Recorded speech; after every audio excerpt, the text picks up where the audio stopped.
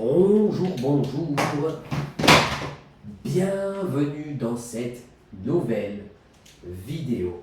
Aujourd'hui, on va à nouveau se régaler sur les nombres complexes parce que moi, en ce moment, je suis à fond là-dedans. J'ai un élève qui est là-dedans, je le régale, il me régale, tout le monde se régale sur les nombres complexes. Et c'est ce qu'on va faire aujourd'hui. Aujourd'hui, exercice sur petit i. Alors, on va calculer. Je vais me mettre ici et ici, c'est très bien. On va calculer la racine carrée de i. Z égale racine carrée de i. Pour ça, on va utiliser la même méthode que la semaine dernière, que la dernière vidéo. C'est-à-dire, on pose. Quoique, je vais vous le montrer de deux façons différentes, comme ça on sera tranquille. On a Z au carré qui est égal à I. Z au carré est égal à I. On va mettre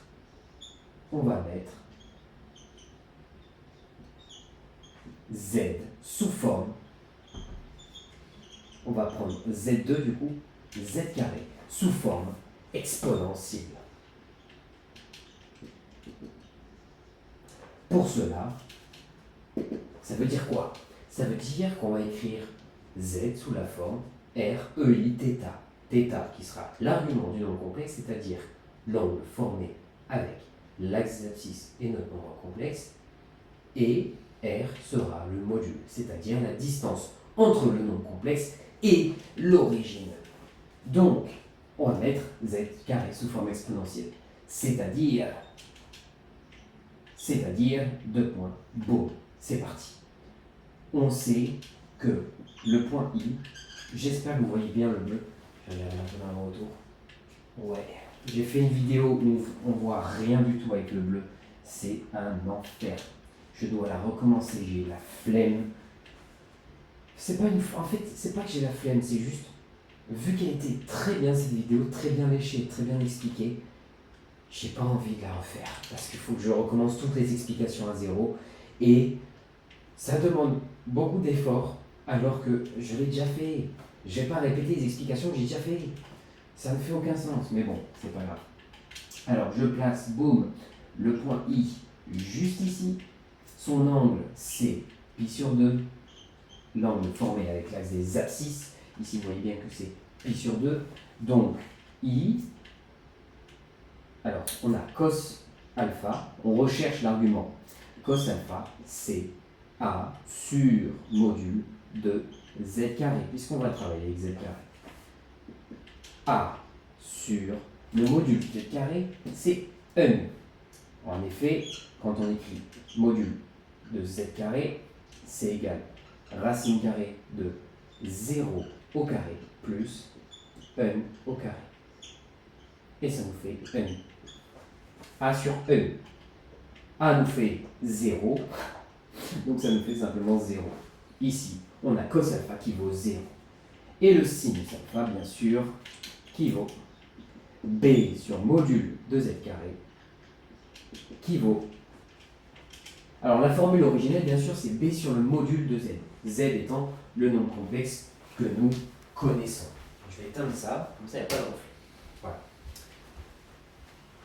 Maintenant, B, c'est la partie imaginaire. La partie imaginaire, c'est N. Le module, c'est N, donc c'est N. On se retrouve bien avec pi sur 2. Donc ça veut dire I égale pi sur 2. Maintenant, on écrit la forme exponentielle. On a donc Z égale cos alpha plus I, Z carré bien sûr, plus I sinus alpha. Le I, je vais le mettre en rouge. Là, bien sûr, le cos alpha, on trouve immédiatement que alpha égale pi sur 2. Pour s'en convaincre, on a fait le dessin. Alors le dessin marche tout aussi bien que cette formule ici. Et donc, là, on trouve alpha égale pi sur 2. On injecte alpha là-dedans et on trouve automatiquement sinus qui fait 1. On trouve, enfin voilà, cos de pi sur 2, sinus pi sur 2. Et donc, ici, il faut appliquer la forme exponentielle, qui est de la forme REI alpha. R étant module de z carré, ça nous fait 1, donc ça nous fait exponentielle I alpha. I pi sur 2 du coup.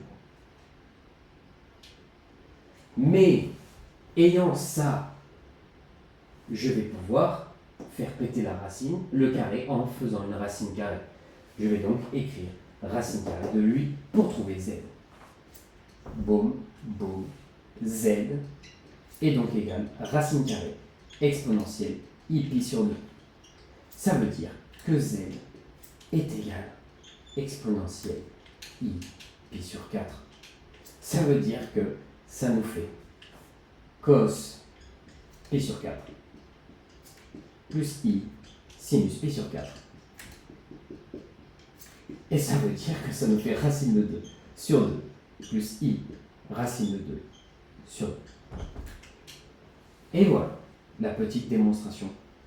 Cadeau simple, rapide, efficace. Je vous ferai une partie 2.